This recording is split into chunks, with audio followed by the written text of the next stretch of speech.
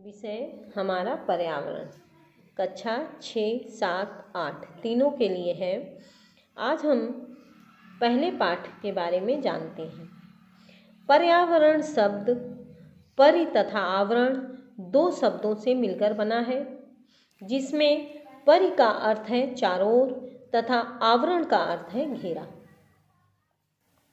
पर्यावरण की आवश्यकता एवं महत्व। पर्यावरण से ही समस्त जीवधारियों का अस्तित्व है। सांस लेने के लिए ऑक्सीजन हमें पर्यावरण की हवा से ही मिलती है।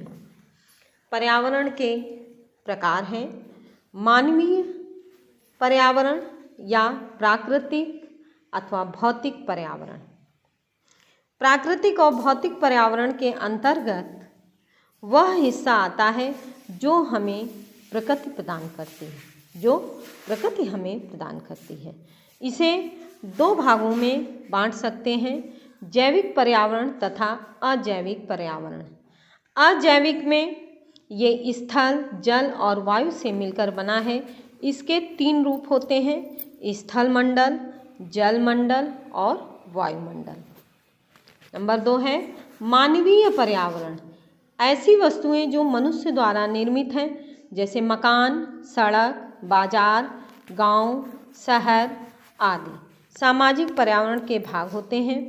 हम अपने त्योहारों से परंपराओं, विभिन्न प्रकार के रीति रिवाजों का पालन समाज में रहकर करते हैं। ये सब सांस्कृतिक पर्यावरण है।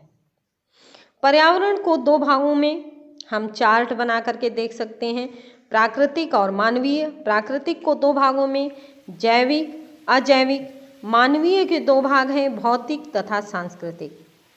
जैविक में पादप और जंतु, अजैविक में स्थल मंडल, जल मंडल और वायुमंडल। दोनों आपस में पारस्परिक उसमें निर्भरता करते हैं। प्राकृतिक पर्यावरण की रचना जैविक व अजैविक घटकों से मिलकर बनी है। ये दोनों एक दूसरे के पूरक होते हैं। ये हमारे पहले पाठ यानी पर्यावरण को जाने उसके ये शॉर्ट नोट्स हैं। इसके बाद अभ्यास प्रश्न में आता है, पर्यावरण से आप क्या समझते हैं? परिधन आवरण, चारों ओर का घेरा। प्राकृतिक और सामाजिक पर्यावरण में क्या अंतर है? प्राकृतिक पर्यावरण, इसमें वह हिस्सा आता है जो प्रकृति हमें प्रदान करती है, और सामाजिक में ऐसी वस्तुएं जो मनुष्य द्वारा निर्मित होती हैं। प्राकृतिक पर्यावरण, इसमें जल, हवा, मिट्टी, जीव जंतु, मनुष्य आते हैं। सामाजिक में मकान, सड़क, बाजार, गांव, शहर, रेल, मोटर आदि। अपने पर्यावरण के 10 अजैविक घटकों के नाम लिखिए, जिसमें पर्वत, पठार, रेगिस्तान, मैदान, सागर, नदी, तालाब, झील आदि। धन्यवाद। इसे आप अगर ध्यान से पढ़ेंगे अच्छे से तो आपको पाठ 1 पर्यावरण के बारे में पूरी जानकारी मिल जाएगी। धन्यवाद।